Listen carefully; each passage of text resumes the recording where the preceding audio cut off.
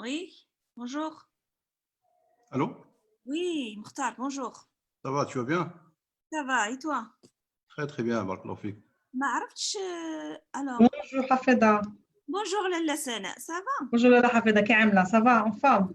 الحمد لله انت اللي دايره البارطاج d'écran ياك Ah, alors je sais pas où est-ce qu'il est l'écran je le reconnais pas où est-ce que je peux activer ma caméra attends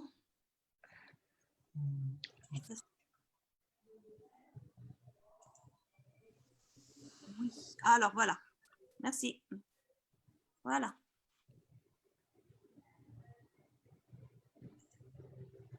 il y a Bouchra ici ياك بشرى غرباوي بشرى bonjour Salam.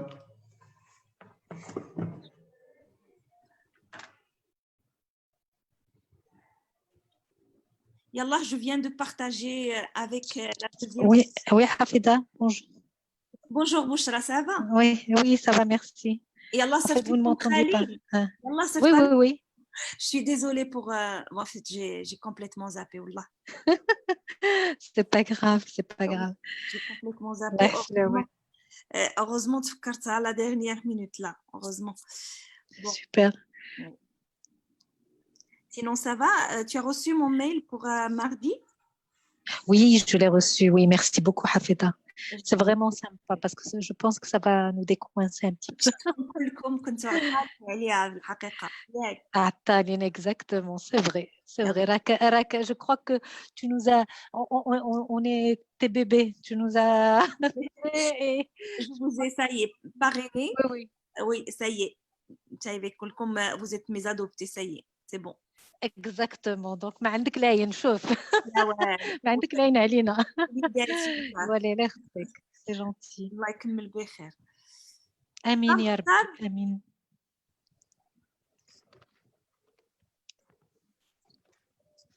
Ça va? Ça va mon binôme. ما كنسمعكش. نحيد الميكرو. Très bien, merci. وقيلا الأمور عندكم؟ سافا كنتسناو هذا الكونفينمون يحيدوا وانتم ما عندكم شي اخبار عندكم شي حيت كتوصلكم الخبر المحمديه قبل منا انتم قراب Je pense que le déconfinement, ça y est, c'est sur la bonne voie maintenant. Les gens sortent sans problème. Pas beaucoup de difficultés aujourd'hui. Ils peuvent se déplacer avec l'ordre de mission de l'entreprise. Donc, dans le cas de figure, ça fait, c'est bon maintenant. Et puis, je pense après le 10, ça y est, ça sera déconfinement total. Et après, c'est un mal avec qui on doit vivre sans problème. Oui, il faut gérer ça. Oui, on peut tomber malade, on se soigne. La grippe. Donc, Anna, je te donne la main, Hafida, pour D'accord. Pour la modération de la séance. C'est ça, exactement. ما نديروا شيء لا والو انت ضروري وانت البريزيدون ديال لا انا معكم انا جو reste avec vous mais l'honneur عندك انت. Mais nous sommes binômes de toute façon. Inévitablement, je vais intervenir. Ah والو مختار nous sommes binômes jusqu'au bout. الله يكمل بخير. والو ما غتفكش ما نفكاش. الله يكمل بخير الله يكمل بخير. Donc si on peut peut-être si on peut démarrer. Alors مازال ما جاوش لي هذا non? Là, c'est sur les gens suivent sur le Facebook.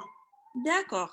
Et nous, on sera seulement les 4 à l'intérieur, sauf s'il y a d'autres membres qui arrivent. J'ai partagé avec le groupe de l'association. Donc, il a l'admission. Donc, c'était toi tu t'en occupes. Très bien. Donc, je peux me lancer là? Oui, bien sûr. Il me fait un drôle d'effet que de ne pas voir les personnes, mais je vais essayer. Ok. Bon, bonjour à tous.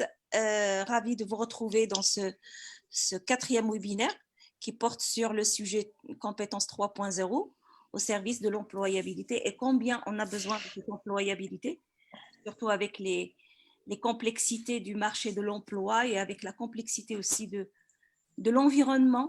Et du coup, on doit être vraiment employable.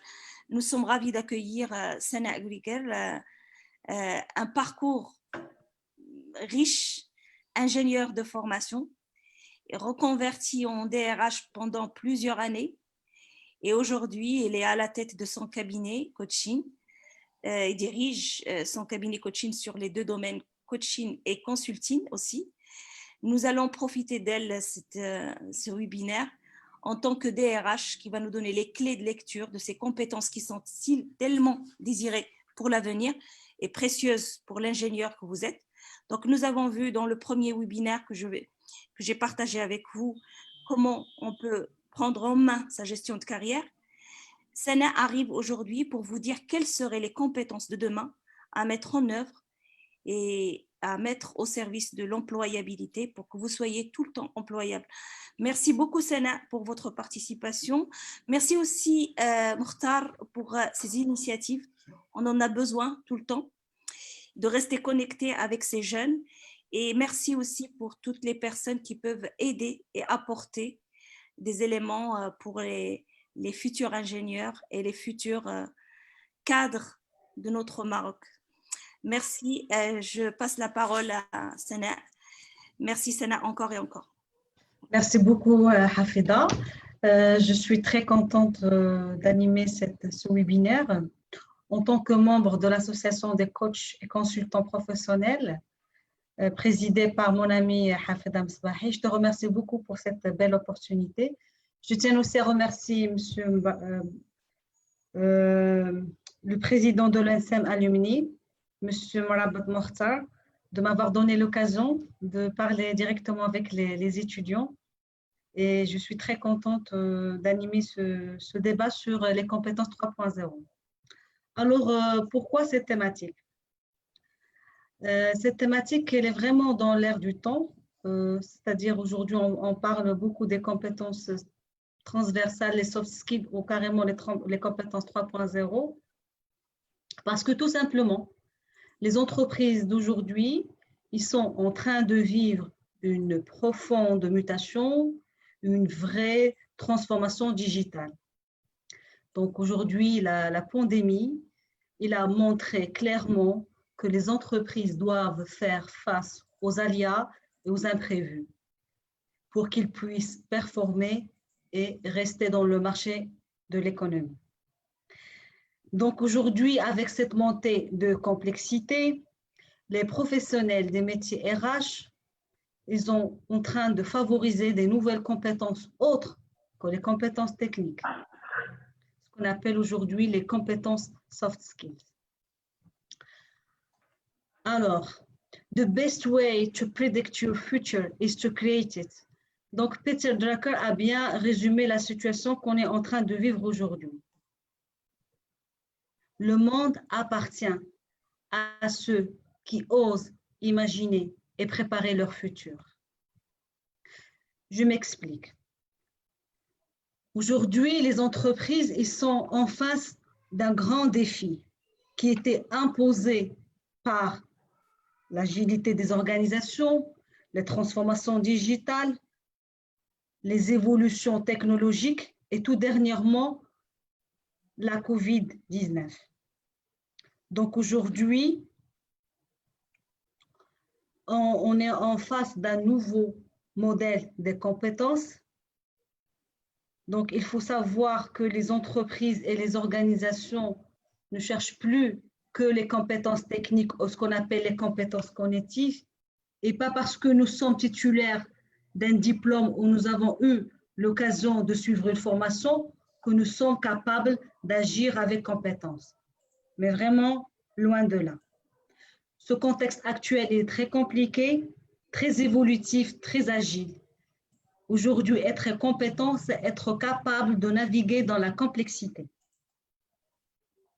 Il est clair aujourd'hui que les entreprises sont à la recherche des compétences distinctives, des compétences non cognitives, des compétences qu'on appelle aujourd'hui des compétences 3.0 ou des compétences transversales. Pour faire simple, aujourd'hui, je vais m'inspirer de l'étude qui a été menée par le World Economic Forum auprès de 15 pays à l'échelle internationale. Aujourd'hui, ce forum, il est en tant que laboratoire d'analyse, il a identifié 10 top compétences indispensable pour les salariés dans les années 2020 et aujourd'hui, ça a été renforcé par cette problématique parce que l'étude elle est sortie juste avant la pandémie. Donc, on voit que dans le tête du podium, c'est la résolution des problèmes complexes, la pensée critique et la créativité. Alors, la première compétence indispensable à avoir, c'est la résolution des problèmes complexes. C'est-à-dire aujourd'hui, cette capacité de combiner plusieurs savoirs, le savoir-être, le savoir-faire, pour résoudre des problèmes de plus en plus compliqués.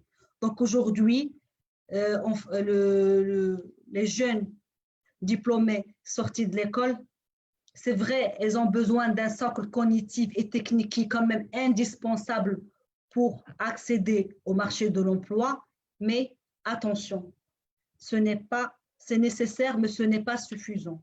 Il faut mener d'autres compétences transversales. Et à la tête de ces compétences, cette capacité de résoudre des problèmes de plus en plus complexes.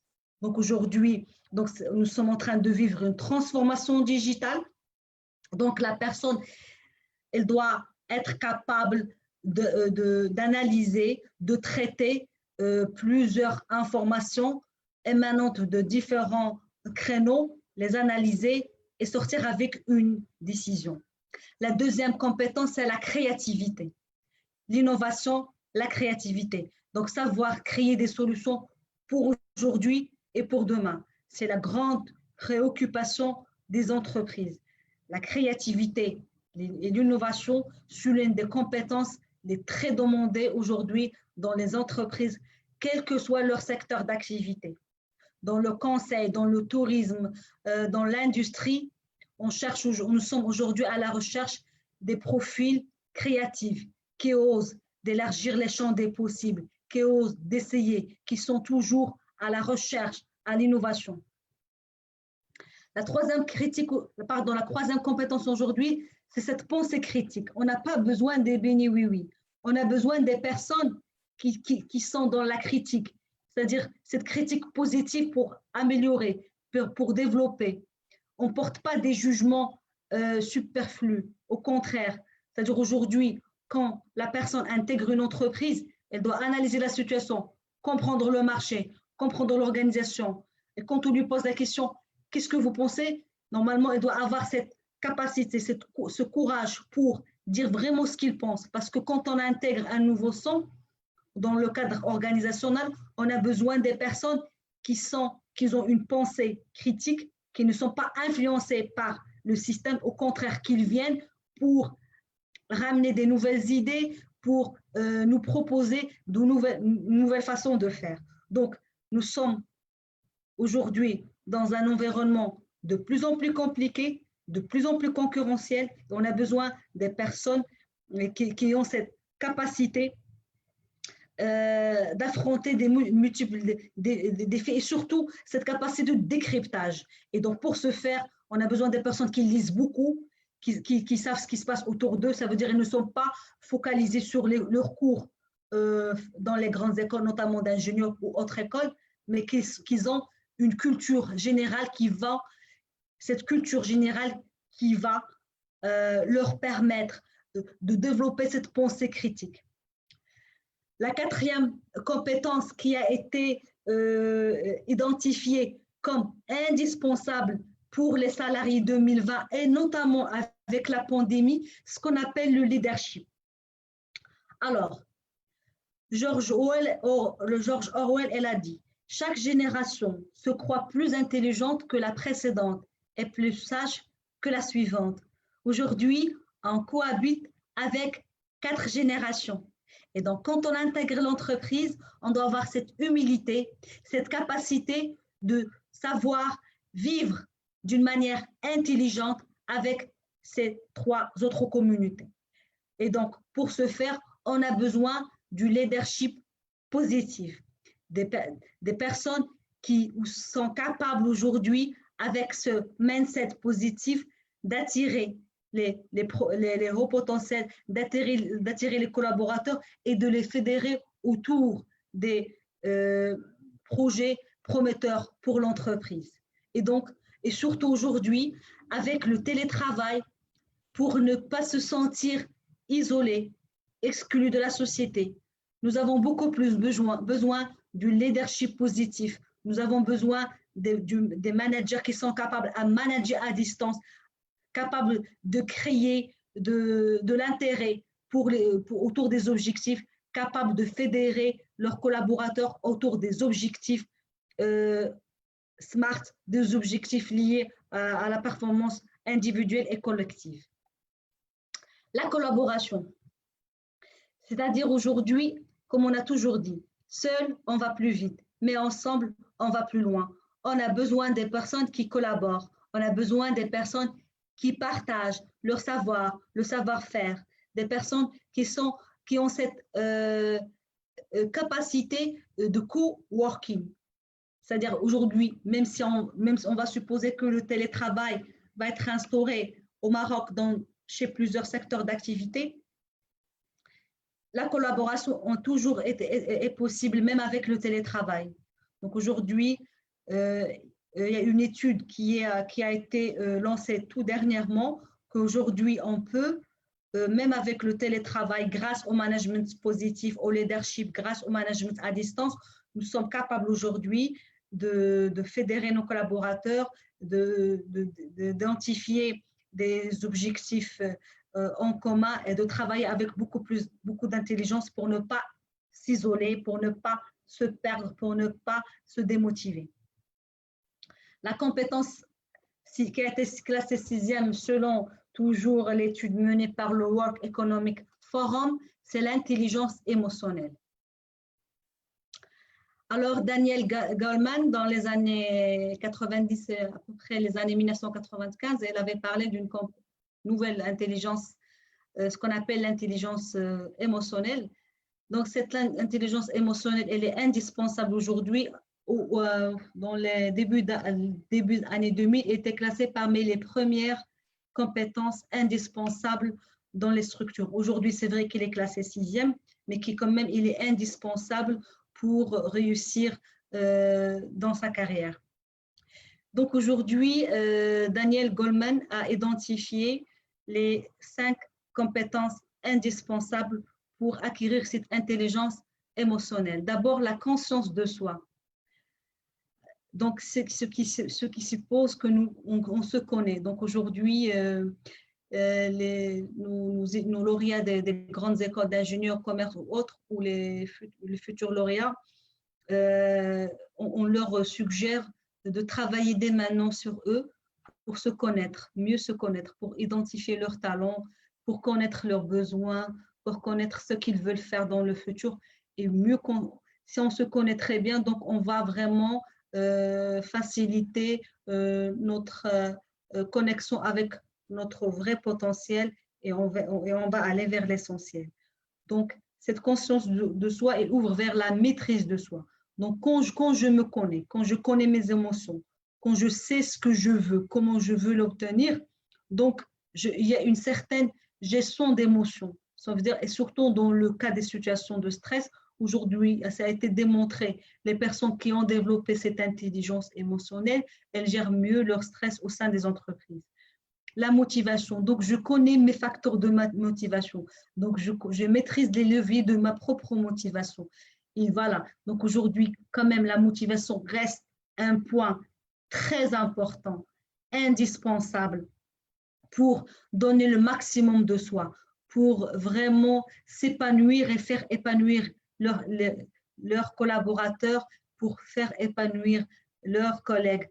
La motivation, donc aujourd'hui, si je me connais, je me maîtrise, je connais mes points faibles, mes points améliorés, j'accepte mes émotions, je les accueille, donc j'ai une forte chance de vraiment de connaître les leviers de motivation et je travaille sur les leviers de motivation pour garder cette motivation qui est quand même indispensable pour réussir.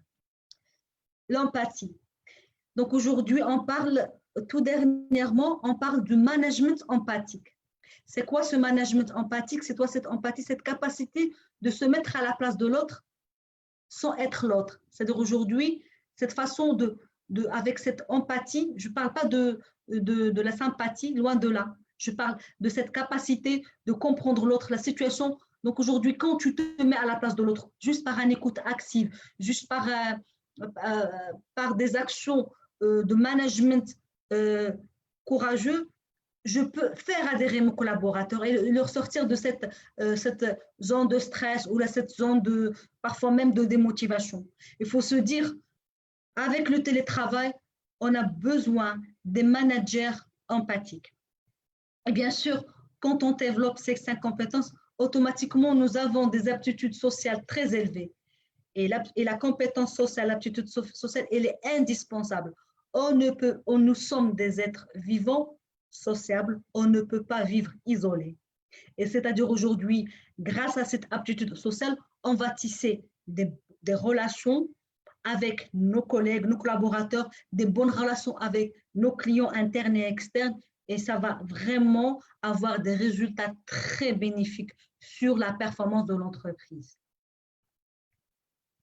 La 7e compétence, la prise de décision. Dieu sait que ce n'est pas évident.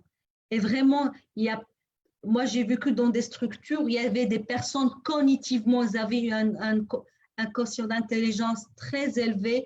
Ils étaient vraiment lauréats des grandes écoles d'ingénieurs de commerce ou autres, mais ils hésitaient.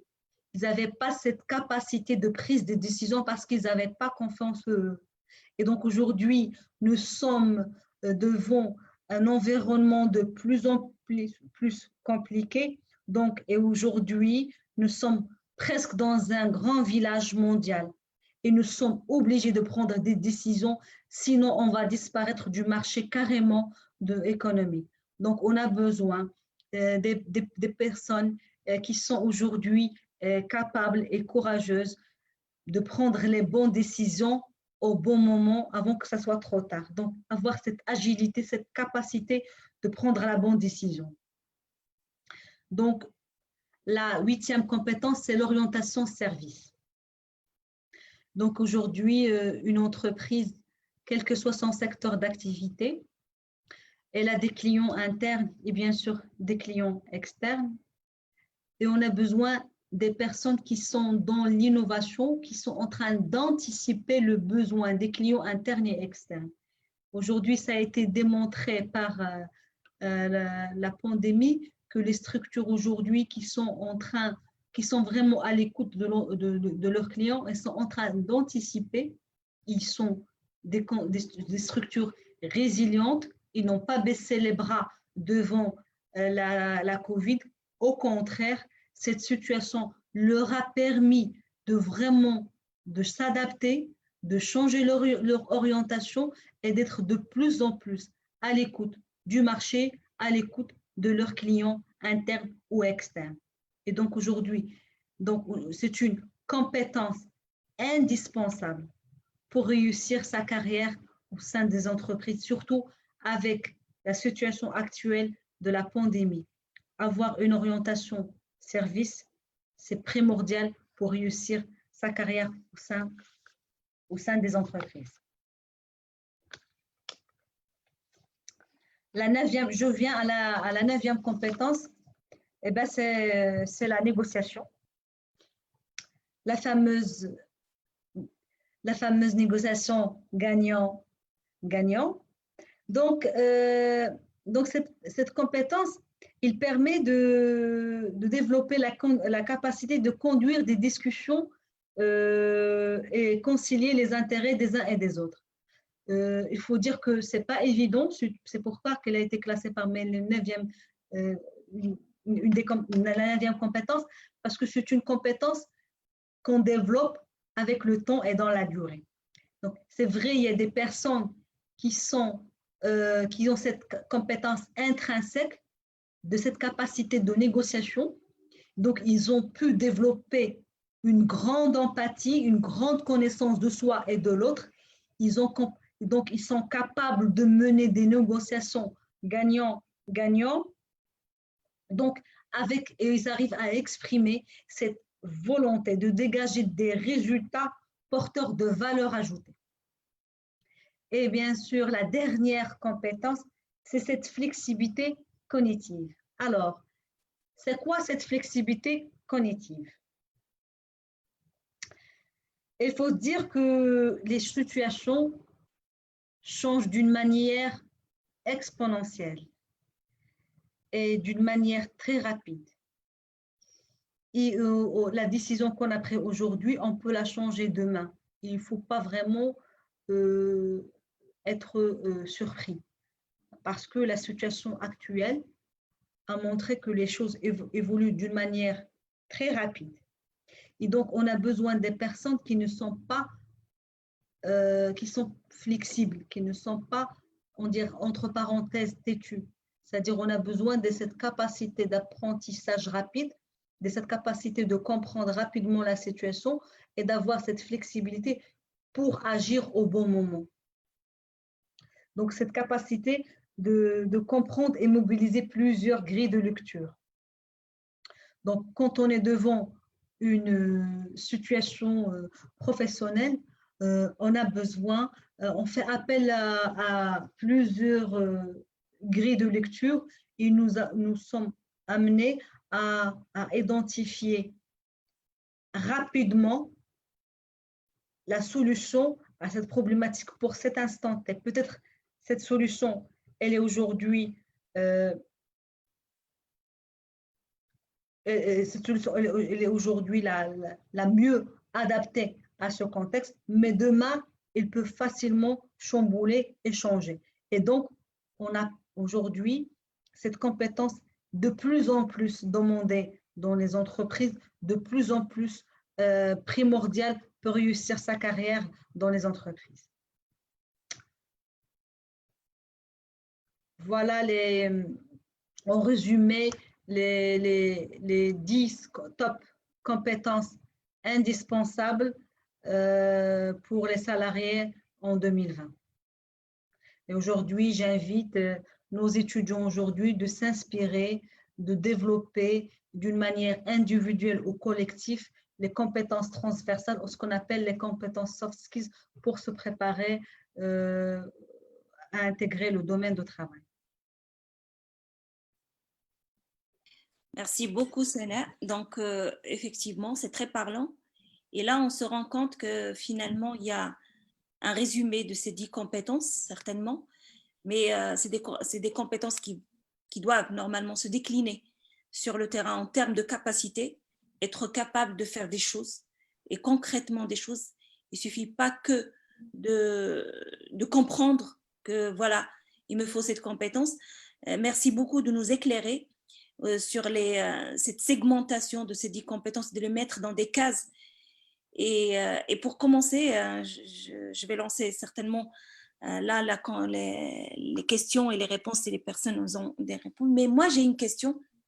En tant que DRH, pendant des années sur déjà, vous avez travaillé en tant que DRH sur des grands groupes et vous avez eu l'occasion de recruter. Donc, en termes de recrutement, on apprécie la personne pendant un entretien et puis après, on donne cette période d'essai. Donc, qu'est-ce que doivent montrer ces ingénieurs dès le départ? Donc, j'ai 2 questions finalement, ce n'est pas une seule. Qu'est-ce que doivent montrer ces ingénieurs au moment de l'entretien pour apprécier effectivement cette dimension et que j'ai ces compétences? Si je suis ingénieur débutant, je viens de sortir de l'école, je fais un entretien, comment je peux faire valoir ces compétences et les montrer à un DRH au moment de l'entretien? Ça, c'est la première question.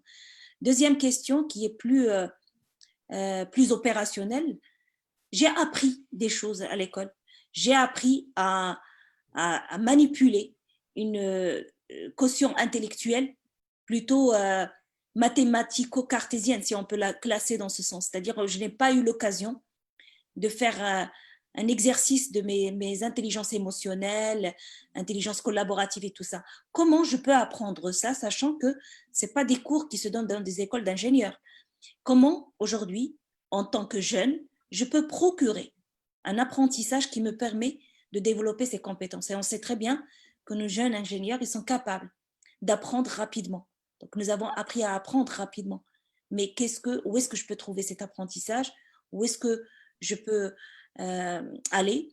quel professionnel je peux solliciter pour acquérir ces compétences et ce que je dois faire pour les développer. Voilà mes 2 questions et je laisse la parole et j'accueille les questions et on gérera la suite. Merci en tout cas pour vos réponses. Allons-y, Sana. Merci. Merci Hafida. Donc pour la première question, c'est vrai que pendant l'entretien de recrutement, le DRH ou le responsable direct du futur recrue, il n'arrive pas à cerner d'une manière claire et sur les compétences comportementales du candidat. C'est-à-dire aujourd'hui, c'est même parce que l'entretien en face-to-face, il est important, mais il n'est pas suffisant. Ça veut dire qu'on arrive à cerner les compétences techniques avec le manager direct. C'est facile, donc il y a des questions très précises, il y a peut-être parfois des tests. Par contre, la partie qui est très importante et de plus en plus importante aujourd'hui, c'est ces compétences transversales ou ce qu'on appelle les soft skills. Alors aujourd'hui, il y a plusieurs façons de faire. Il y a des mises en situation, on met en situation le futur, le candidat pour identifier son stress, cette capacité, on lui pose des questions. D'abord, la première des choses, on vérifie son authenticité, ses valeurs. Ça veut dire qu'il ne faut pas qu'il ment sur les CV. C'est la première des choses. Donc, toute personne aujourd'hui qui ment sur son CV, elle est d'office écartée, même s'il a des compétences techniques très élevées et cognitives hors normes. Déjà, c'est la première des choses. Donc, aujourd'hui, on cherche des candidats qui sont aujourd'hui, qui sont porteurs de valeurs et qui ont un authentique très fort, d'une part. D'autre part, il y a des tests psychotechniques aujourd'hui qu'on a mis en place pour identifier quelques compétences comportementales. Il y a aussi des questions qu'on pose au moment de l'entretien. Et bien sûr, aujourd'hui, avec des mises en situation, la période d'essai aujourd'hui de 3 mois renouvelable une fois, il est surtout mis en place pour vraiment cerner la partie comportementale. Ce n'est pas évident, c'est des choses qui ne sont pas palpables, qui ne sont pas mesurables. C'est vraiment ce de l'ordre psychologique, de l'ordre comportemental, mais nous avons quand même des types de questions spécifiques pour identifier quelques compétences indispensables pour exercer le poste à pourvoir. Par rapport à la deuxième question pour nos étudiants, alors les futurs lauréats, aujourd'hui, déjà dans le parcours académique, on a toujours suggéré l'intégration des modules de développement personnel. Pourquoi pas ne pas intégrer la PNL, programmation neurolinguistique ou l'analyse transactionnelle ou autres outils de développement personnel dans la formation académique dès le départ, pour donner le goût et l'envie aux étudiants d'aller faire des recherches poussées, d'assister à des séminaires de développement personnel, parce qu'aujourd'hui, le YouTube, aujourd'hui, et les réseaux sociaux, ils vous offrent une grande panoplie de choix avec des grands intervenants à l'échelle internationale. Aujourd'hui, on peut vraiment tirer profit et on peut vraiment développer des compétences transversales ou des soft skills.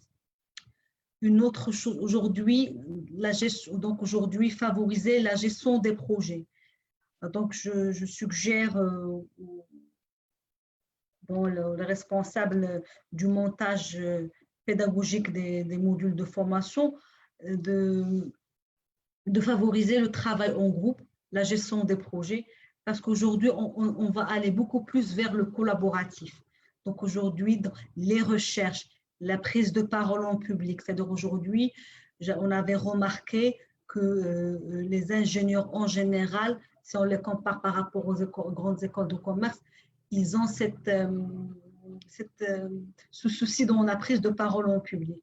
Donc, parce qu'ils ne sont pas habitués à le faire. Donc, aujourd'hui, on suggère aux personnes responsables des montages des modules et des plans de formation académique de se pencher sur cette situation, parce qu'un ingénieur qui est quand même technique, qui a des compétences techniques très élevées, et quelqu'un qui a quand même un quotient d'intelligence élevé, c'est excellent, c'est ce qu'on cherche dans l'entreprise. Mais comment il doit quand même être capable de parler de lui, de se présenter, de présenter son savoir. Et donc la manière avec laquelle il va présenter ses connaissances, elle va influencer le déroulement de l'entretien. Et quand il va être amené à présenter son projet devant un comité de direction ou devant une équipe de personnes influentes, donc il doit être capable de vendre son produit.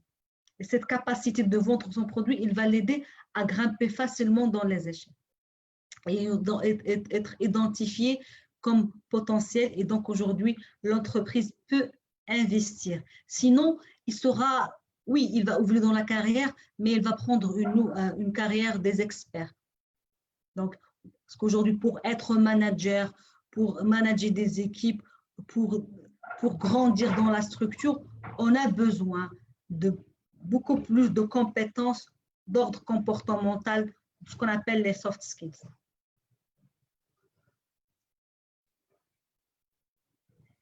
Tout à fait, Sana. Effectivement, on vit en entreprise et on choisit sa carrière en entreprise.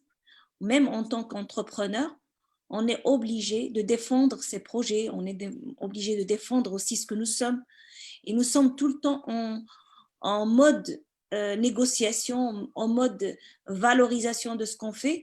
Et la question se pose, est-ce que je suis capable, en tant que jeune ingénieur, est-ce que je suis capable de valoriser qui suis-je ou qu'est-ce que j'ai comme compétences techniques pour pouvoir défendre déjà ma candidature dès la sortie de l'école. Mais ce processus va rester tout au long de la vie, en fait. On a besoin quand même de développer. Alors, merci pour la réponse. Et voilà, Mokhtar, si vous avez des questions et s'il y a des questions de la part des participants. Merci beaucoup. C'était très, très clair et très motivant, très engageant. Au fait, moi, ce n'est pas une question, c'est plutôt une réaction par rapport à la présentation. Et ça, je veux que les gens y réfléchissent davantage. C'est que sur les 10 compétences dont on a parlé, on a vu qu'une compétence qui s'était accaparée un petit peu la grande place, qui est l'intelligence émotionnelle. Et là, j'aimerais t'interpeller, Hafida, pour voir comment on peut, dans l'avenir, organiser quelque chose qui sera consacré pratiquement à cette compétence qui est primordiale. Donc là, c'est une invitation pour organiser quelque chose autour de ce thème. Autrement, ce que je veux dire, c'est une question, est-ce que c'est des compétences ou des caractéristiques innées ou c'est des choses qu'on peut développer à fur et à mesure? Parce qu'aujourd'hui, je suis ingénieur. À la lumière de ce qui est en train de se dire et de ce qu'on est en train de vivre, on se rend compte que nous avons des lacunes par rapport à certaines compétences. Est-ce que c'est une fatalité? Est-ce qu'on va se dire on va vivre avec ce mal toute sa vie? Ou bien il y a un moyen de se rattraper? Alors, à toi, Sana, ou voilà, à toi, Sana. Ah oui, on peut quand même… On peut partager la réponse. Vas-y. La réponse, voilà. Merci beaucoup, Hafida. Écoutez, moi-même, j'étais ingénieure. Bon, je le suis toujours. J'ai fait l'Institut agronomique et vétérinaire Hassan de Rabat. Je suis promotion 98. À l'époque, on ne parlait pas d'intelligence émotionnelle. Aujourd'hui, on était des grands travailleurs, des personnes avec une compétence cognitive très élevée. Donc, on est pragmatique et cartésien. C'est bien, c'est très bien. Mais moi, j'ai quand même, au démarrage de ma carrière, j'ai eu des difficultés dans la relation avec les autres. Donc aujourd'hui, j'ai cru que ce que je dis, c'est la réalité, c'est ce que je suis en train d'annoncer, c'est la vérité et qu'aujourd'hui, personne d'autre aujourd'hui ne peut venir me contrarier parce que ce que je dis, c'est là. Alors je voyais que la réalité d'un seul angle, c'était faux. C'est-à-dire aujourd'hui, il n'y a pas une réalité réelle. Chacun, il vient avec sa réalité selon sa culture, selon son vécu, selon sa personne. Et moi, je suis amenée à respecter la vie des autres et à faire avec. Et donc, en ouvrant ce champ de possible, j'ai essayé d'élargir mon champ de vision et j'ai compris que si je me mets à la place de l'autre, donc j'ai commencé à développer cette empathie. Et donc, ça m'a aidé aujourd'hui à développer ce leadership positif, ce leadership empathique qui m'a aidé à évoluer dans ma carrière et réussir à obtenir le poste de DRH pendant une dizaine d'années. Et donc, ce qui fait Moi-même, aujourd'hui, je défends l'intelligence émotionnelle. Je me dis, si j'avais eu la chance de connaître ce concept quand j'étais étudiante à l'IAV entre 92 et 98, j'aurais gagné énormément en temps et j'aurais peut-être évolué, je ne sais pas, rapidement. C'est-à-dire aujourd'hui, ou bien ne pas faire les efforts que j'ai pu faire aujourd'hui parce que j'ai quand même rencontré des personnes qui m'ont aidé, qui m'ont épaulé durant ma carrière, que je suis ce que je suis aujourd'hui. Je suis vraiment dans mon petit chemin de développement personnel. Pour revenir à ça, il y a des personnes qui sont innées avec des compétences émotionnelles très élevées parce qu'ils ont vécu dans des familles avec les grands-mères, les grands-pères qui sont donc, dans l'ouverture d'esprit, ils accueillent des gens chez eux, ils sont dans l'écoute, dans le don, dans le partage. Ils ont été éduqués de telle manière à accepter l'autre comme il est. Et on leur a permis de prendre la parole, les parents, parce qu'ils ne les privent pas quand ils veulent prendre la parole et exprimer leur idée. Donc, ils avaient des parents qui les écoutent, la famille, tout le monde l'écoute. Donc aujourd'hui, il y a une certaine confiance en soi, cette estime de soi qui a été en famille et qui a été développée dans les études. Ceux-là, donc, ils auront facilement la possibilité d'acquérir des compétences comportementales et notamment développer cette intelligence émotionnelle.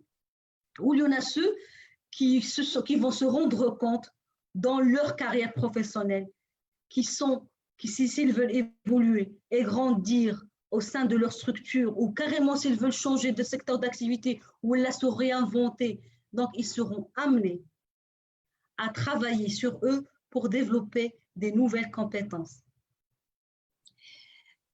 Oui, alors on est en phase. Donc, par rapport à cette intelligence émotionnelle, ça devient de plus en plus le socle d'évolution, carrément, l'évolution de carrière.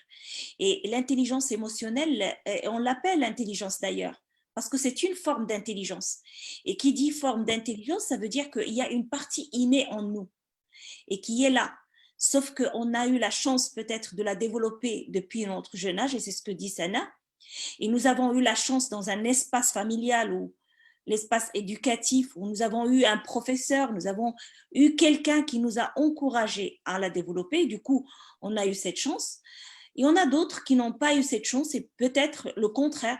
Ils ont été obligés de faire taire leur intelligence émotionnelle parce que leur famille ou leur espace éducation, leur histoire n'était pas favorable à cette forme d'intelligence. Mais 80% à 90% de nous, de ces personnes qui ont été éduquées dans le système scolaire, à la marocaine ou la française, on n'a pas pris en compte cette intelligence émotionnelle. Au contraire, on l'a mis de côté et on l'a considérée comme l'intelligence, pas du tout comme une intelligence, mais comme une faiblesse.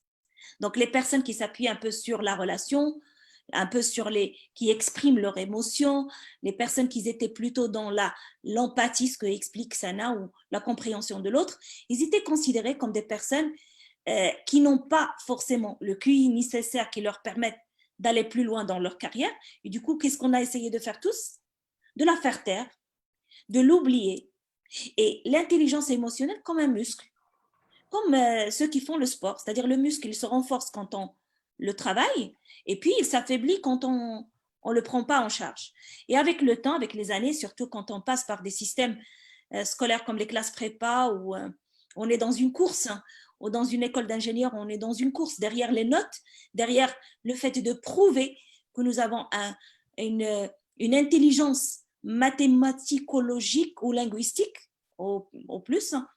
On oublie cette intelligence et du coup, on ne la travaille pas et quand on en a besoin, c'est un muscle qui est faible, c'est un muscle qu'il faut retravailler. Mais quand on sort de l'école, l'idée derrière, c'est qu'on se fait confiance. On fait confiance à ce que nous avons appris. Nous avons appris beaucoup de choses. Nous avons appris de la technique, certes, mais en parallèle, nous avons appris des choses. Nous avons appris à travailler avec les autres.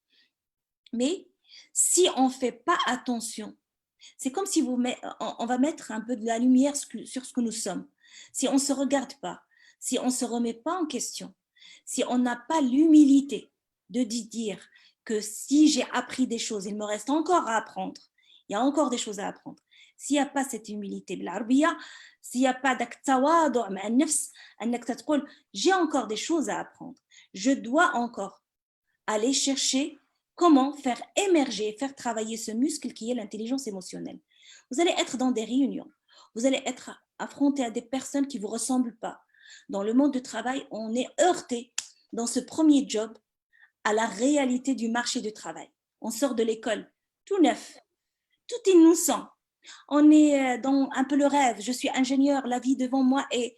Mais par contre, dans la vie et dans le monde professionnel, on se heurte à des problèmes. Et ces problèmes ne sont pas d'ordre technique, ils sont d'ordre comportemental. Ce sont d'ordre comportementaux, ils sont d'ordre relationnel. Et si je n'ai pas cette intelligence émotionnelle, je ne peux pas être dans une intelligence qui me permet de résoudre le problème, ce qu'a dit Sana, et d'avoir cette flexibilité, d'adaptabilité, cette intelligence adaptative. Alors, ça, c'est la première chose. Comment apprendre et comment faire travailler son intelligence émotionnelle? En tant qu'association, on peut vous proposer quelque chose. Nous avons parmi nous des spécialistes. Nous avons d'ailleurs parmi nous le grand écrivain du livre « L'intelligence émotionnelle » et qui est un Marocain et qui a fait tout son parcours entre le Japon et le Maroc et il fait partie de cette association, c'est Mohamed Belfali Nsardi qui a écrit un livre sur l'intelligence émotionnelle et ce livre il est reconnu à l'échelle internationale. Donc on peut l'inviter pour un atelier, on peut l'inviter aussi pour faire une conférence. Nous avons aussi appris avec l'intelligence émotionnelle d'être dans le service, ce qu'a dit Sana, l'intelligence du service. On est aujourd'hui à la disposition des jeunes, mais il faut que les jeunes soient à la disposition d'eux-mêmes et qu'ils se prennent en charge, qu'ils demandent. Ils nous seront là avec des spécialistes marocains brillants et qui veulent donner à leurs concitoyens et apprendre à leurs concitoyens ce qu'il leur faut pour être les plus intelligents et les plus épanouis dans le monde du travail. Voilà. Merci beaucoup. C'est très clair et donc on sera plus qu'honoré de recevoir notre ami l'écrivain. Oui. Ce sera peut-être aussi l'occasion de passer des commandes de ces livres, les mettre à la disposition de la bibliothèque de l'INSEM. Il faut penser à cette initiative aussi. Oui, il se trouve que nous sommes collègues dans la même école, on fait la formation dans la même école, c'est mon collègue à l'école française. Donc, oui, avec grand plaisir. C'est Ould Jdida, au Bari Aoul Mgharba, Bari dire des séminaires, des ateliers, et il m'a sollicité pour ça. Et voilà, moi, je mets à votre disposition ce service. Il faut coordonner tout ça et on s'organise, Mokhtar, pour la suite. Et pourquoi pas des livres et aussi les faire dédicacer par l'écrivain lui-même, ça serait un honneur aussi pour lui. Voilà. Parfait, c'est très généreux. Là, j'ai reçu une question sur Facebook. L'empathie est le plus haut niveau d'intelligence émotionnelle. Si ce n'est pas inné chez le jeune lauréat, il lui faut beaucoup de travail sur lui-même pour y arriver. En attendant, est-ce que ses premières expériences dans le domaine professionnel seraient probablement vouées à l'échec d'après vos expériences comme DRH? Merci pour cette question, parce que c'est vrai, j'avais remarqué tout au long de ma carrière, parce que j'ai recruté des ingénieurs dans différentes écoles, et on a remarqué que quelques-uns, ils n'arrivent pas à développer cette compétence empathique.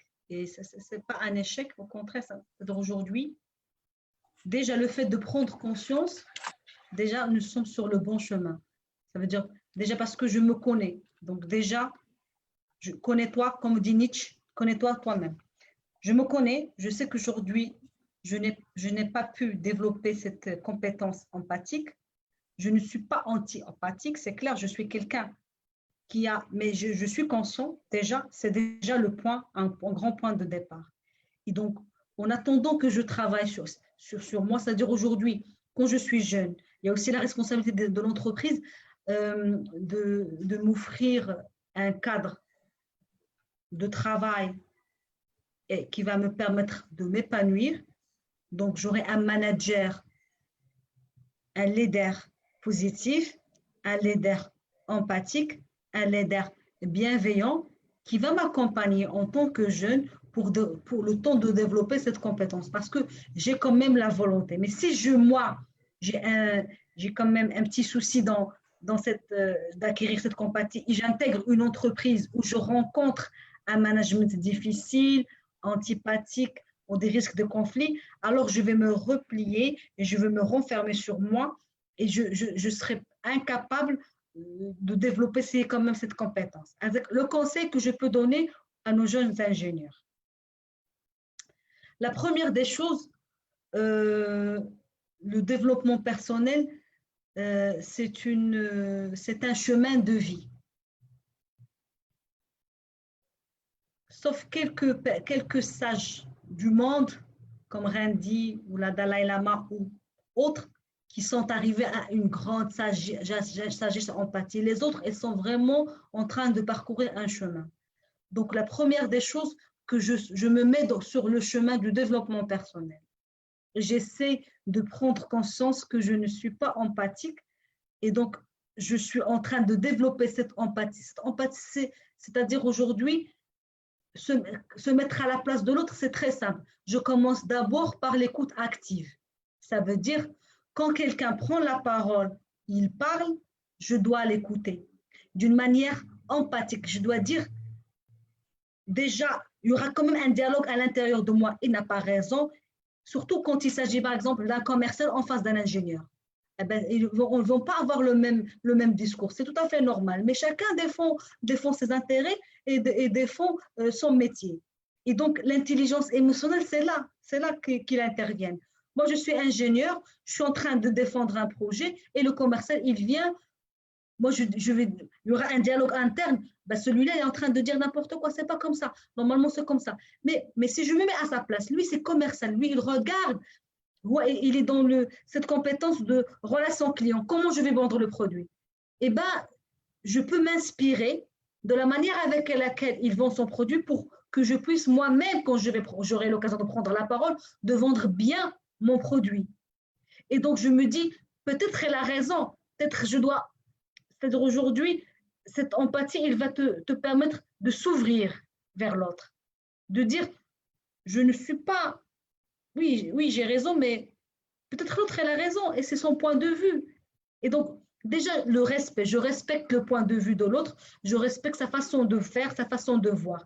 Et je prends je prends l'essentiel pour moi et je garde, et je zappe l'autre. Donc, c'est pas un problème.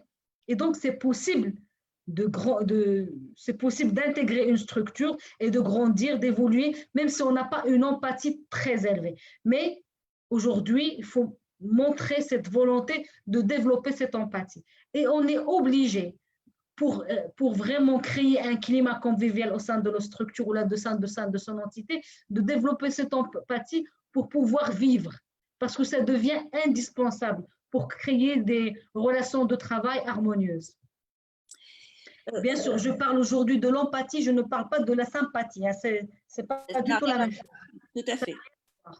L'empathie, c'est se mettre à la place de l'autre avec l'écoute active et de le comprendre et d'être avec lui avec beaucoup de bienveillance. La sympathie, c'est tout à fait le contraire. Ça veut dire même la personne, il fait des choses qui ne respectent pas les procédures, ou là, et je ne suis pas d'accord avec lui sur le volet professionnel, et je cautionne. Là, c'est pas du tout. C'est le contre-productif, c'est le contre-management. Et c'est ce qu'on ne cherche pas. C'est qu'on évite la sympathie. Tout à fait. Alors, juste une question pour continuer sur ce sujet-là d'empathie.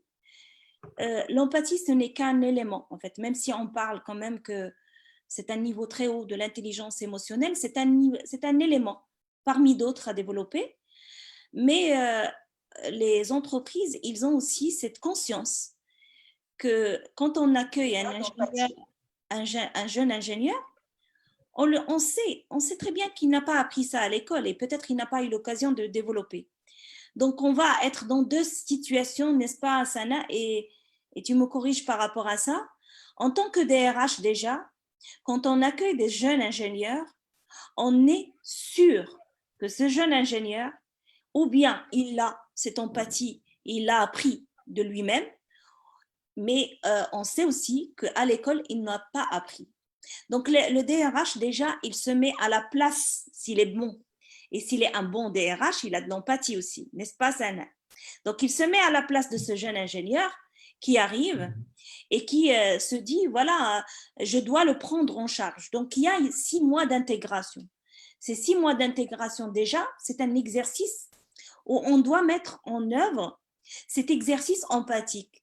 Mais ce que dit Sana, c'est qu'il y a un manager qui va prendre en charge ce jeune, avec qui l'entreprise va investir énormément pour le développer personnellement, pour qu'il puisse accueillir ces jeunes avec empathie. Donc, ça nous arrive d'être dans des entreprises qui ont déjà une culture empathique et du coup, on a de la chance, on va être pris en charge et ces 6 mois d'intégration vont être 6 mois vraiment de prise en charge et on va pouvoir développer l'empathie parce qu'il y a ce mentoring de ce manager qui est bon aussi en empathie et du coup, on est pris en charge.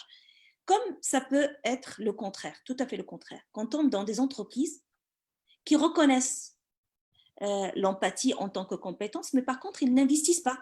Et ils ne vont pas vous permettre cette occasion de développer peu à peu. Alors, ce que dit Sana, et je pose la question aussi, est-ce que l'entreprise prend en charge cette réalité que voilà, on n'a pas des jeunes qui sortent de l'école et qui sont empathiques et que, parce que moi, je reconnais que l'intelligence collective, c'est plus large que l'empathie. Il y a autre chose, il y a plusieurs axes à développer. Il n'y a pas que l'empathie, même si l'empathie est notre sujet. Est-ce que l'entreprise est consciente que ça fait partie aujourd'hui, en tout cas au Maroc, ça fait partie de sa responsabilité d'investir dans ces jeunes dès le départ, à leur permettre le développement personnel et d'investir dans cette intelligence émotionnelle. Est-ce qu'il y a des parcours d'intégration qui permettent à ce jeune de prendre conscience de soi? Parce que ce que nous dit Sana est très important, prendre conscience de soi, mais ce n'est pas facile. Hein?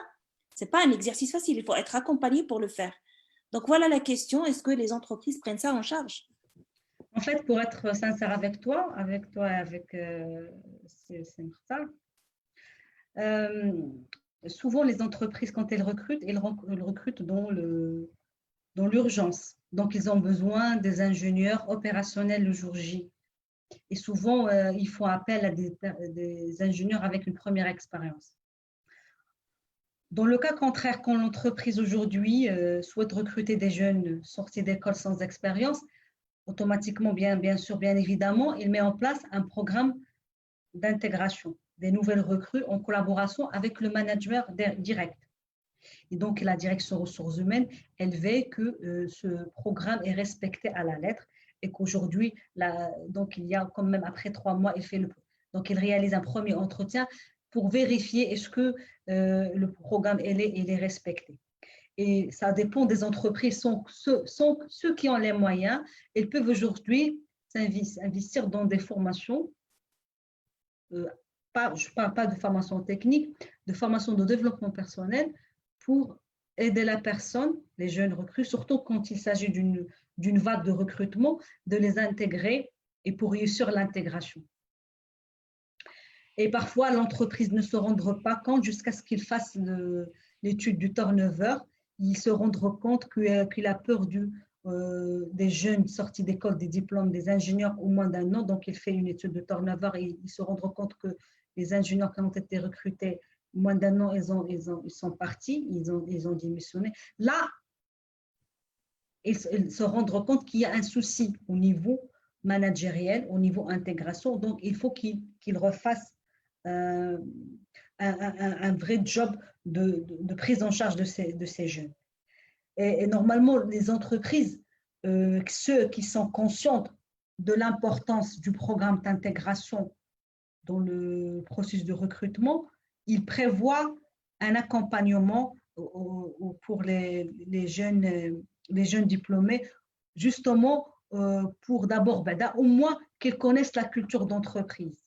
C'est très important. Par contre, quand tu intègres l'entreprise, tu intègres quand même une culture, tu intègres des valeurs. Et c'est là où j'ai dit tout à l'heure cette conscience de soi. Parce que si tu te connais, tu as une conscience de toi et tu te connais très bien, tu sais aujourd'hui, est-ce que tu es prêt à intégrer cette structure ou pas? Est-ce que si tu connais très bien tes valeurs, tu vas dire, est-ce que mes valeurs vont matcher avec celles de l'entreprise pour ne pas vivre en situation de stress ou là en frustration. C'est très important parce que les entreprises, elles ont leur propre culture, leurs propres valeurs. Ils ne vont pas les changer pour les jeunes candidats. C'est-à-dire, c'est la personne qui va intégrer l'entreprise, elle doit avoir cette capacité de s'adapter, cette flexibilité cognitive, cette empathie qui va lui permettre de facilement d'intégrer la culture d'entreprise. Il a qu'à la culture de l'entreprise que tout le monde vient à 8h30 ou à 9h. Et toi, tu viens à 9h10. Par exemple, juste. Donc, tu ne respectes pas la culture d'entreprise. C'est la culture d'entreprise, par exemple, les vendredis après-midi, ils préparent مثلا after work, ou toi, tu es souvent absent. Donc, ça veut dire que tu n'adhères pas à cette culture. Et donc, je conseille aux jeunes lauréats de se renseigner sur l'entreprise avant de commencer les entretiens. Oui, pour connaître la culture et les valeurs de l'entreprise, est-ce qu'il match avec ses attentes à lui? Parce que même s'il est vraiment très empathique et là, à certains moments, il va quand même être en face des obstacles sérieux qui ne vont pas le permettre à grandir, à évoluer, à se sentir bien dans le travail. C'est très important. Et motiver, garder cette motivation. Parce qu'il faut savoir, cette motivation, c'est comme un réservoir qu'il faut maintenir à un certain niveau. Et donc, quand il baisse, donc automatiquement, la performance n'est pas là. Très bien. Alors, par rapport à l'intelligence émotionnelle, on peut aussi la résumer à l'intelligence adaptative. Et par contre, l'intelligence adaptative, c'est quelque chose qui est à développer et à prendre en charge avant d'entrer en entreprise. On a besoin de travailler, on a besoin de ce salaire. On a besoin de fonctionner effectivement en tant qu'ingénieur les premières années pour voir comment je peux m'adapter à ce marché d'emploi. On a besoin de ce salaire, on a besoin de cet emploi. Mais autant le faire dans l'authenticité, mais le faire aussi sans stress et sans pression. Donc, travailler sur soi va nous permettre de nous adapter à n'importe quel environnement. C'est ce qu'il nous sait de nous dire, Sana. Et voilà, donc c'est par rapport Exactement. C'est-à-dire aujourd'hui, en fait, on cherche... Bon, l'être humain, il est toujours à la recherche d'un sens à donner à sa vie. Le travail fait partie de ma vie. Mais quel sens je vais donner à ce travail? Oui, je vais travailler pour l'argent, c'est clair, pour gagner ma vie, c'est clair, pour avoir un toit, pour avoir un minimum requis selon la pyramide de Maslow. Donc voilà, c'est vrai, pour être reconnu, la reconnaissance en tant que salarié, en tant que quelqu'un de compétent. Et donc aujourd'hui, il y a quand même des besoins qui évoluent avec le temps. Au départ, quand j'intègre une entreprise, je veux juste avoir une première expérience, je veux juste opérationnaliser mes connaissances techniques et mes cognitives théoriques. Et bien, quand je suis au sein de l'entreprise, mes besoins évoluent. Donc, moi, j'évolue avec mes besoins. Et du coup, donc, le développement personnel, c'est une question de vie. Donc, je me développe. Ça veut dire tout le temps, parce que si je ne me développe pas, je vais stagner et je vais pas évoluer dans ma carrière. Et du coup, je vais être frustrée, je vais être démotivée. Et donc, c'est pas ça le plus important. C'est pas ce qu'on cherche aujourd'hui. On cherche des collaborateurs motivés. Et donc, cette connaissance de soi dès le départ, il va nous permettre, nous, au sein des entreprises et aux futurs collaborateurs, de matcher avec le job et matcher avec la culture et les valeurs d'entreprise. Et donc, cette flexibilité qu'on a parlé tout à l'heure, cette flexibilité cognitive est très importante. C'est vrai, les ingénieurs, ils sont cartésiens, Ils travaillent selon des normes, selon des process, c'est bien. Donc, c'est des profils scientifiques, oui, je veux bien, mais ces profils scientifiques, ils ne vont pas travailler seuls. Ils vont travailler au sein d'une organisation, au sein d'une équipe. Donc, il doit y avoir un partage. Aujourd'hui, ça a été démontré que les entreprises qui réussissent, c'est celles qui recrutent des profils polyvalents. Donc, je recrute un ingénieur, un commercial, un marketeur, même si quand il s'agit d'un IT, une société de services IT. Et parce que cette intelligence collective qui va influencer le résultat dans la durée de l'entreprise. Et donc, en tant qu'ingénieur et futur collaborateur, je suis amenée à collaborer avec plusieurs profils. Parce que là, je suis dans une école d'ingénieurs, je ne rencontre que les ingénieurs, mais là, quand je sors et je vais vraiment intégrer le monde de travail, eh ben, خصني نتفاهم مع الكورسيي مع لا فام دو ménage مع le directeur général مع le PDG مع le commercial مع le marketeur مع tous les profils et donc je dois avoir cette flexibilité cognitive et comportementale pour que je puisse vivre bien au sein de mon entreprise, pour ne pas avoir un décalage, pour ne pas avoir une frustration. Et donc, cette ouverture d'esprit, c'est élargir le champ des possibles, c'est oser être moi-même. C'est un travail qui doit se faire de préférence. On demande déjà aujourd'hui, dans les parcours académiques, qu'on ait des notions de développement personnel pour qu'on puisse aujourd'hui, pour les aider à mieux réussir dans l'intégration dans les entreprises. Je vais me permettre de rebondir sur ces aspects qu'on a développés durant ces 15 dernières minutes. Et je dois dire que normalement, le travail, ça se fait en amont et en aval.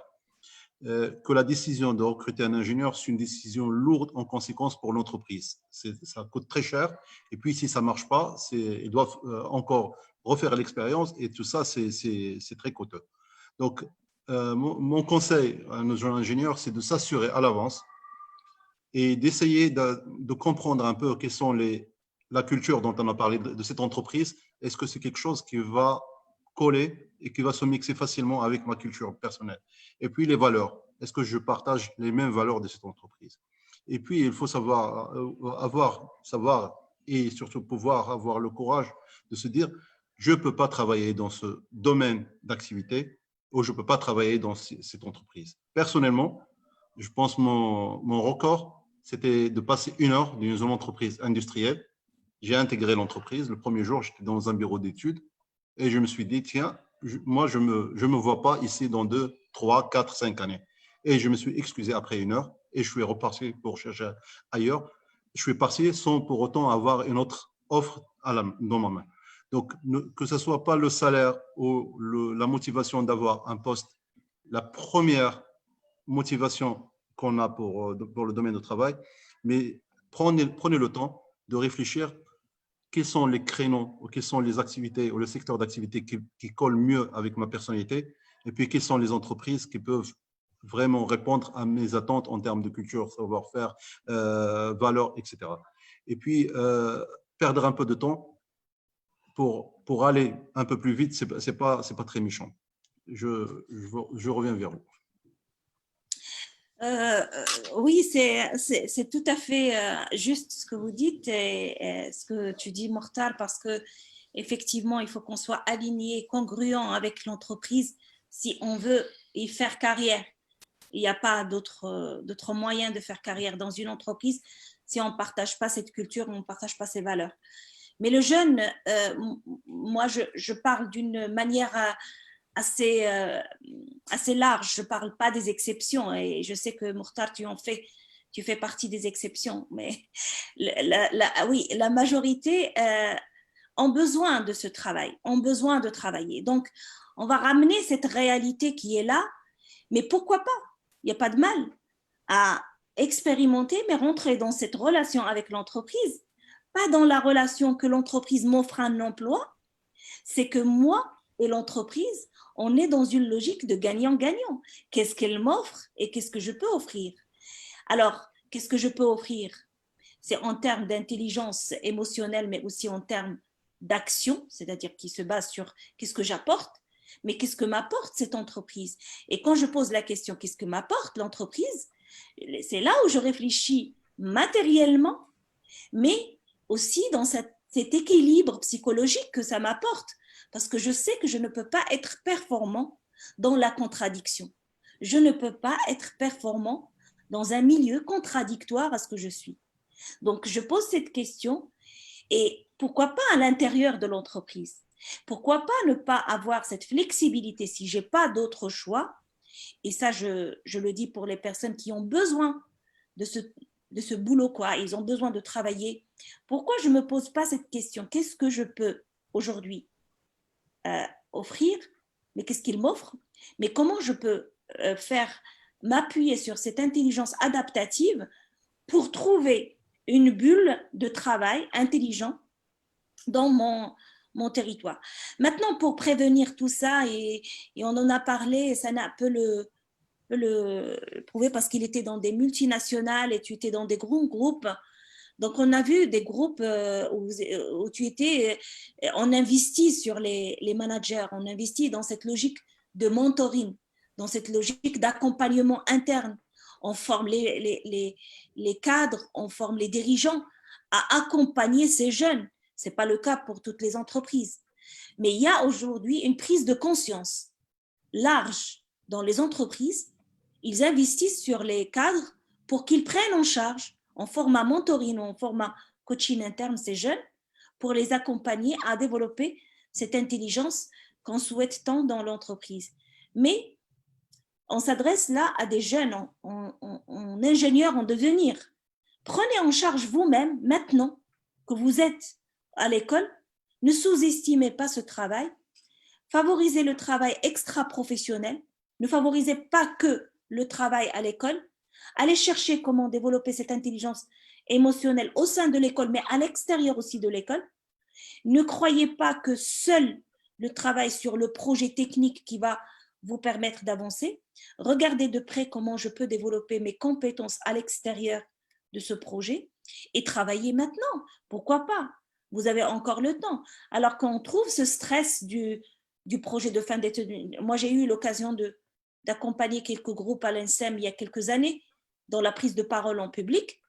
Et à la phase projet, je jure, en fait, je juge que c'était quand même limite. Les personnes n'étaient pas sérieux dans la prise en charge de cette compétence parce qu'ils étaient sous le stress du projet. Mais à la fin, une fois qu'ils sont sortis, ils sont démunis quand même de cette compétence.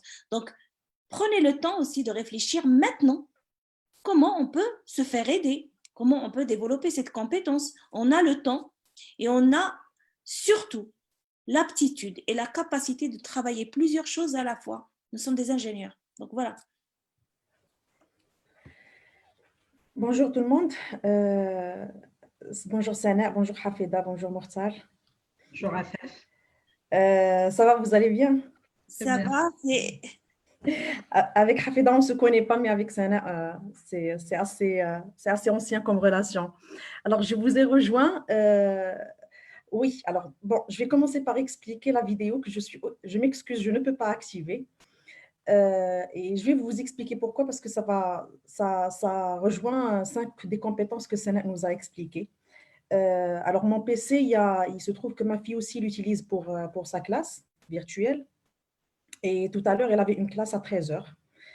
Bon, à 13h, elle sent l'odeur de l'rda, elle a faim, elle ne peut pas se concentrer. Donc, sa maîtresse, elle a manqué de la compétence numéro 6, qui est l'intelligence émotionnelle. Elle ne s'est pas mise à la place des enfants qui à ce moment-là, ils ont faim, ils ont besoin d'aller manger. Elle a manqué aussi d'orientation client, qui est la compétence numéro 8. Mais bon, ma fille, elle a essayé d'utiliser la compétence numéro 9 en négociant, en essayant de négocier, en lui disant « Est-ce que je peux m'absenter un quart d'heure et revenir après ?» Aucune réponse. Donc, bon, elle a utilisé la compétence numéro 7, qui est la prise de décision. Et la compétence numéro 2, qui se trouve qui est un peu abondante. Et donc, la créativité, elle a utilisé la première chose qui lui est tombée sur la main, un marqueur permanent à côté, et donc elle a brouillé toute la caméra. Comme ça, bon, la maîtresse, elle ne peut pas lui dire active ta caméra, mais en même temps, elle ne peut pas la voir. Bon, alors, je te remercie, Sana, pour cette présentation. Les compétences, elles sont effectivement très pertinentes. Elles sont tirées d'une longue expérience, que ce soit l'expérience, votre expérience en tant qu'ingénieur ou que ce soit votre expérience professionnelle en tant que DRH et recruteur. Moi, je vais revenir à la toute première question qui a été posée par Hafeda pour pousser un tout petit peu et poser la question que beaucoup d'ingénieurs, beaucoup d'élèves ingénieurs ont envie de poser. Alors, les recruteurs, pour vérifier qu'une personne, qu'un candidat potentiel a ou pas une certaine compétence parmi les compétences, les 10 que tu as citées, c'est un peu difficile. Ce ne sont pas des compétences techniques, ce n'est pas binaire. Ce n'est pas kaina ou lema kainash. Et il n'y a pas de test rapide, disons, et moins peu coûteux pour pouvoir vérifier le niveau d'acquisition de ces compétences-là. Et donc, en général, la pratique la plus courante, et tu l'as d'ailleurs dit, c'est les mises en situation que beaucoup de personnes utilisent, que ce soit les recruteurs, que ce soit les managers qui ont commandé le recrutement. Alors là, il y a une incompréhension de la part des candidats qui ne comprennent pas certaines questions ou certaines situations ou certaines provocations de la part du recruteur. En sortant, ils se disent « c'est un méchant, il a voulu me coincer ». Alors, est-ce que tu peux juste lever le voile sur cet aspect-là, s'il te plaît? Je sais que tu as toujours été bienveillante auprès des candidats. Et si seulement on peut expliquer, tu peux expliquer aux candidats ou à nos futurs ingénieurs quelle est la limite ou bien comment est-ce qu'ils doivent comprendre le comportement du recruteur, au moment de l'entretien en tout cas.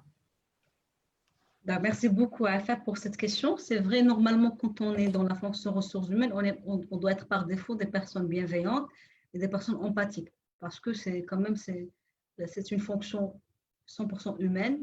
On accompagne les personnes pour grandir, pour évoluer et pour devenir la meilleure version d'eux-mêmes.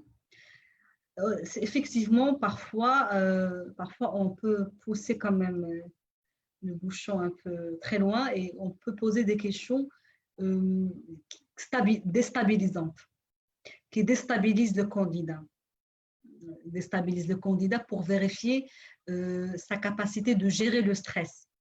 Il faut dire que dans les structures, des structures malheureusement sont de plus en plus stressantes. Aujourd'hui, par la force des choses, parce que nous sommes dans un monde agile, en mutation profonde, en transformation digitale, et donc aujourd'hui, les entreprises risquent d'être une source de stress. Et donc aujourd'hui, on veut vérifier cette capacité de gestion de stress. Comment on va réagir?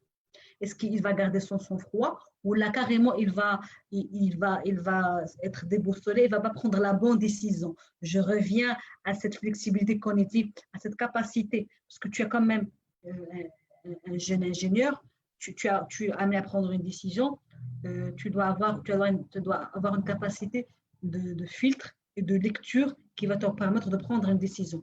Et si tu es déstabilisé pendant l'entretien, comment tu vas être dans la vie réelle? Donc aujourd'hui, c'est normal, parfois on vérifie ce côté-là, parfois on fait attendre exprès le candidat pour savoir est-ce que vraiment il veut travailler ou là juste il est de passage. Ça veut dire il tient à ce travail ou là, parfois, quand tu es manager ou là quand tu travailles, tu as une réunion et ton DG ou là, ton patron, il a été pris avec des réunions plus importantes, donc tu attends ton tour pour rentrer, pour expliquer. Alors, si tu baisses les bras, donc tu ne vas jamais arriver à ton objectif. Donc, on veut voir est-ce que la personne, quand même, elle est persévérante. Par moment, éviter de poser des questions personnelles parce qu'au Maroc, dans le cadre du Code du travail, il n'y a pas vraiment une charte bien définie, détaillée Pas comme la France aujourd'hui, il n'y a pas vraiment des questions à bannir, en général. Alors, par exemple, en France, c'est quand même des questions à ne pas poser aux candidats. Aujourd'hui, peut-être parfois les recruteurs, ils abusent, mais bon, ça dépend c'est cas par cas. Et donc, moi, je conseille le candidat de se préparer à l'entretien. C'est-à-dire aujourd'hui, passer plusieurs entretiens. Par exemple, moi, je déniche, je veux aller vers la structure A, l'entreprise A parce qu'elle m'intéresse, l'activité m'intéresse, mes anciens collègues et les anciens étudiants de la même école, ils ont réussi leur carrière, donc j'aimerais bien intégrer cette structure. Avant de passer l'entretien à l'entreprise A, je passe mon entretien chez l'entreprise C ou D, E, F ou plusieurs structures pour acquérir cette nouvelle compétence. Parce que passer les entretiens aujourd'hui, ça se prépare. Et donc, quand je passe les entretiens chez plusieurs structures et je rencontre plusieurs recruteurs, donc automatiquement, je développe cette compétence pour passer les entretiens. Je me prépare au mieux pour les entretiens. Et aussi, c'est une manière de me connaître.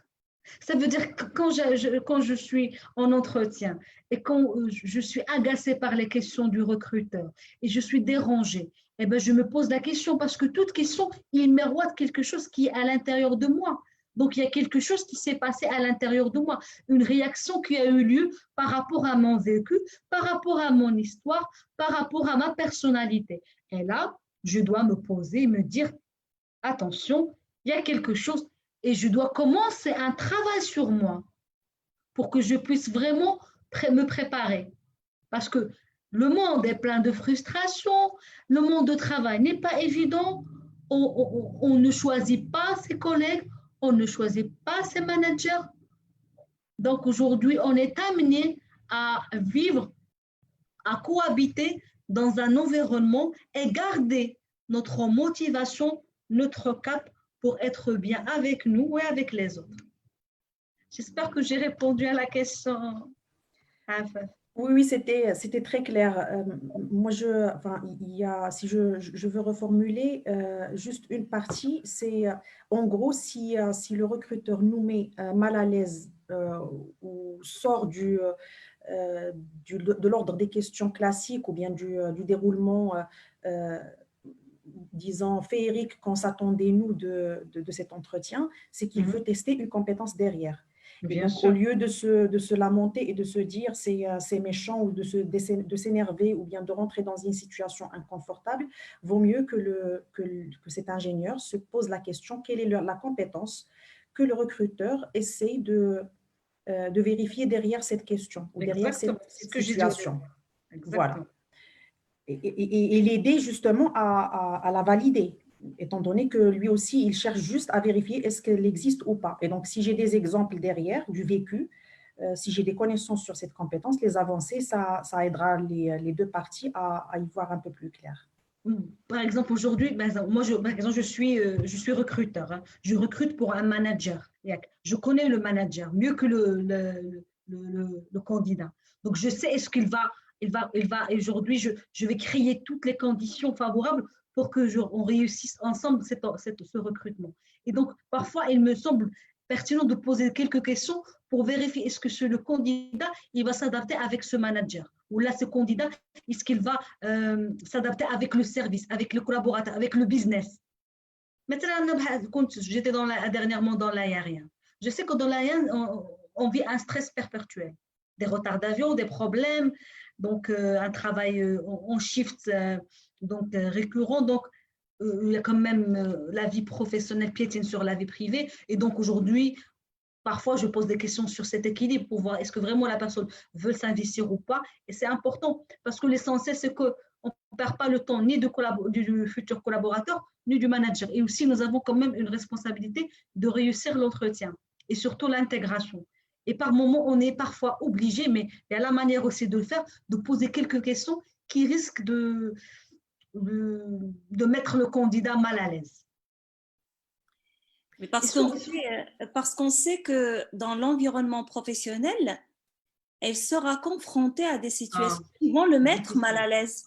Donc, du coup, pour prévenir des clashs, pour prévenir des conflits avec des personnes qui sont déjà là, je simule des situations, et tu me corriges, Sana, c'est un complément par rapport à ce qui a été dit par Rafa, c'est qu'on va simuler la situation pratiquement celle qu'il va vivre dans l'avenir et on va essayer de le mettre dans des positions où il sera en colère, il sera normalement dans une émotion, peut-être de peur, de stress, de colère. Et c'est ça, on sera amené à vérifier s'il a une capacité d'intelligence collective. Mais je pense que la bienveillance des DRH arrive jusqu'au point de dire, c'est un jeune, mais ils ont des indices qu'il peut évoluer. Il a le potentiel d'évoluer, c'est-à-dire qu'on est dans la mesure plus ou moins du potentiel et pas de la compétence. C'est clair. C'est clair, c'est aujourd'hui on recrute des potentiels, on recrute sur la base du talents. potentiel, voilà. Ça veut dire c'est des choses qu'ils ont et nous, les RH avec le manager, on doit avoir cette capacité de faire émerger son talent. Bien sûr, pas tout seul, ça veut dire que c'est un travail qui se fait entre les RH, le management et la personne concernée. Donc, tous les trois, nous sommes responsables de ce candidat et si on voit en lui un potentiel, donc aujourd'hui, on valide le potentiel et on se met d'accord pour l'aider à vraiment rebondir. Parce que finalement, quand on avance dans le travail, quand on met en place le système de gestion de carrière et de gestion de talent qu'on met en place les people review, souvent, on trouve quelques profils dans la partie dilemme. Ça veut dire on dit qu'ils ont le potentiel pour grandir, mais ils ne sont pas performants. Et donc, c'est là qu'on se pose des questions sur le vrai talent. Pourquoi ce candidat ou cette personne n'arrive pas à se connecter avec son vrai talent? Ça veut dire, est-ce que vraiment ça dépend de nous, l'organisation? Ça veut dire qu'on n'a pas créé les conditions favorables pour l'émergence de ce talent, ou bien il y a une inhibition, un blocage au niveau de la personne. Et là, il faut qu'on discute sérieusement. On prend le temps pour discuter vraiment de ce potentiel et on sort avec des plans d'action pour accompagner ce jeune afin qu'on l'aide à grandir, à émerger et à vraiment faire sortir ce talent. Et normalement, en général, dans la quasi-totalité des cas, on arrive à faire émerger ce talent et la personne se sente bien et on la voit grandir, évoluer et grimper dans les échelons. Et quand ça se fait, on se dit, les RH, alhamdoulilah, on a fait notre travail, on a pu identifier les potentiels, ils sont là, on les accompagne pour grandir et ils évoluent. Qu'on sont contents quand ils grandissent après 3-4 ans, tu recrutes un jeune et tu le trouves déjà manager d'un grand service ou là carrément un directeur dans une structure, tu ne peux être que heureuse parce que tu as fait un bon recrutement et tu as vraiment misé sur les bons talents. C'est aussi quand même une reconnaissance. Comme on dit en arabe, le hadith de Choujoun, on a souvent dépassé un peu les délais parce qu'il y a notre présentation. Mais si je dois retenir quelque chose, c'est que en fait, tout est question d'exercice, tout est question de travail sur soi et que nous avons tout le temps, que ce soit en amont ou en aval, de travailler sur soi pour qu'on puisse être le mieux préparé pour les situations réelles, non seulement d'entretien, mais aussi de travail. En fait, à l'INSEM et aussi à la contribution de Hafida et d'autres, même à FF, on a essayé de créer des situations d'entretien pour les futurs lauréats. Je compte aussi sur vous cette année pour relancer l'exercice. C'est très bénéfique pour nos lauréats pour qu'ils se mettent dans le bain et qu'ils commencent à se mettre en tête. Voilà comment je dois me préparer pour aller en entretien.